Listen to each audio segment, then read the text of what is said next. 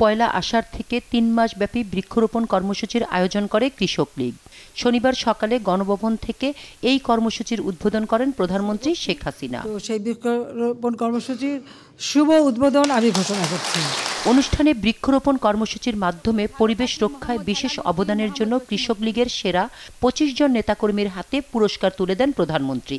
এ সময় সমবায়ের মাধ্যমে কৃষি উৎপাদন বাড়ানোর উপর গুরুত্ব দিয়ে শেখ হাসিনা বলেন, দেশের প্রতি ইঞ্চি মাটিতে উৎপাদন নিশ্চিত করতে হবে, বাড়াতে হবে কৃষি গবেষণা। আমরা দেখি যেখানে সেখানে একটা ব্যবসায় নিয়ে একটা জমি কেনে আর একটা ইন্ডাস্ট্রি করে, আমার কৃষি জমি নষ্ট করে দেয়।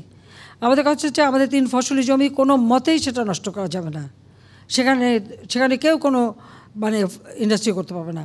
যত্রতত্র যাতে এভাবে জমি নষ্ট করে শিল্পায়ন করতে না পারে। শেখ হাসিনা বলেন, বাংলাদেশ আওয়ামী লীগ পরিবেশ রক্ষায় উপমহাদেশে দলীয়ভাবে প্রথম বৃক্ষরোপণ কর্মসূচি শুরু করে।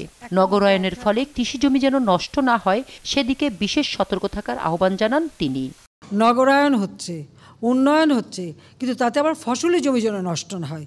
কিন্তু যে জমি আছে সেখানেই কিন্তু আমাদের জন্য ফসলটা উৎপাদন হয়, যাতে আমরা সবসময় খাদ্য উৎপাদন করে নিজেরা স্বয়ংসম্পূর্ণ থাকতে পারি। আমাদের সবসময় মাথায় একটা রাখতে হবে যে আমরা আমাদের ফসল উৎপাদন করব, কারো কাছে হাত পাততে হবে না।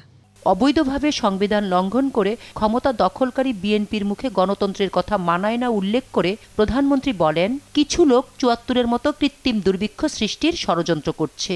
অবৈধভাবে ক্ষমতা দখলকারীরা শুধু মানুষের ভাগ্য নিয়েই যে ছিনিমিনি খেলেছে তা নয়, এদেশের গণতান্ত্রিক ধারাটাও নষ্ট করেছিল। আমার খুব হাসি পায় যখন দেখি বিএনপি ভোটের কথা উচ্চারণ করে, নির্বাচনের কথা বলে। তো জিয়াউর রহমান অবৈধভাবে ক্ষমতা দখল করে এদেশের ভোটের সমস্ত অধিকারগুলি কেড়ে নিয়েছে। তার সেই হ্যানা ভোট দিয়ে যাত্রা শুরু। আমাদের খুব তিক্ত অভিজ্ঞতা ৭৪ সালে নগদ টাকা দিয়ে কেনা খাদ্য কিন্তু আসতে দেয়নি, কৃত্রিমভাবে সেখানে একটা দুর্ভিক্ষ সৃষ্টি করা হয়েছিল। সেটা বঙ্গবন্ধু শেখ মুজিবকে যেভাবে হোক মানুষের কাছ থেকে বিচ্ছিন্ন করতে, আর সেটাও যখন সফল হয়নি তারপরেই তো ১৫ আগস্ট ঘটালো। এখনও কিছু লোকের কিন্তু সেই চেষ্টাটাই আছে।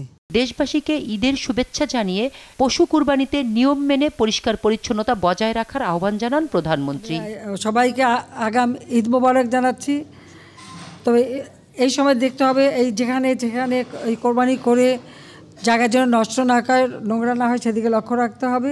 শামীমা আক্তার, দেশ টিভি, ঢাকা।